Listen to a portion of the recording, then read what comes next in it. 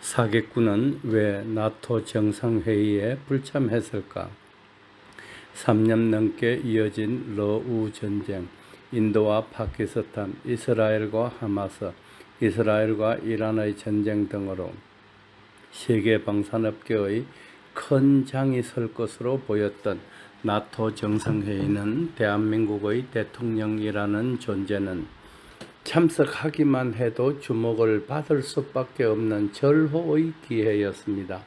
레이건 대통령 시절이었던 1980년대까지만 하더라도 냉전 시대여서 세계 각국이 살상 무기를 개발하고 생산하는 경쟁이 치열했었지만 1990년대로 접어들면서 소비에트 연방이 해체됨과 동시에 세계는 평화 분위기에 젖었고 특히 서방 각국은 탱크나 미사일 등 무기의 개발과 생산을 대폭 줄이거나 중단해 버렸습니다.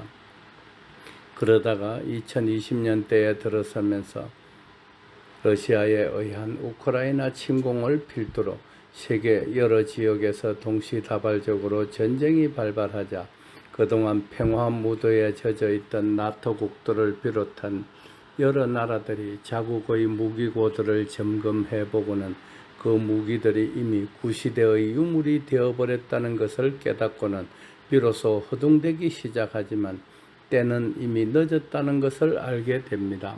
하지만 우리나라는 뚱뚱보가 끊임없이 핵으로 위협하는 데다 미사일 등으로 도발을 지속하다 보니 자위 차원에서 탱크나 장갑차, 포탄, 미사일, 함정, 잠수함을 비롯하여 첨단 전투기까지 독자적으로 개발하여 대량 생산 체제를 구축해놓고 있었던 것입니다.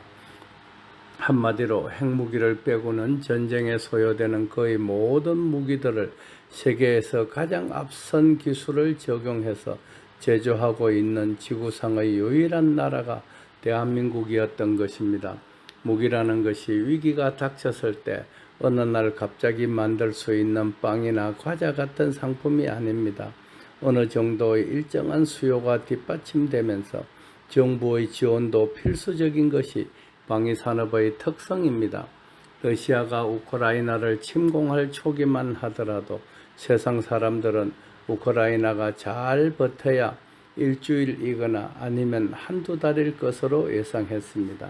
그렇지만 전쟁은 3년을 넘어 4년째에 접어든 지 오래이고 전쟁이 장기화되면서 러시아는 물론이거니와 나토국들의 무기고도 완전히 바닥을 드러내고 말았습니다. 그런 와중에 이스라엘과 하마스의 전쟁, 인도와 파키스탄, 이스라엘과 이란의 전쟁에 이르기까지 도처에서 벌어지는 충돌에 자연스럽게 방산강국으로 부각된 대한민국에 눈길이 쏠리는 것은 너무나 당연한 일이었습니다. 나토 정상회의는 서방 진영의 주축국들이 참석해서 러시아와 중국의 위협에 공동으로 대응하자는 것이 주요한 의제입니다. 그런데 중국과 뚱뚱보의 눈치를 살펴야 하는 사기꾼의 입장에서는 나토 회의에 참석하기가 무척 껄끄러웠을 것입니다. 당장 중국의 절대적인 부정선거 지원이 아니었다면 대통령에 당선될 수조차 없었을 것이기 까닭입니다.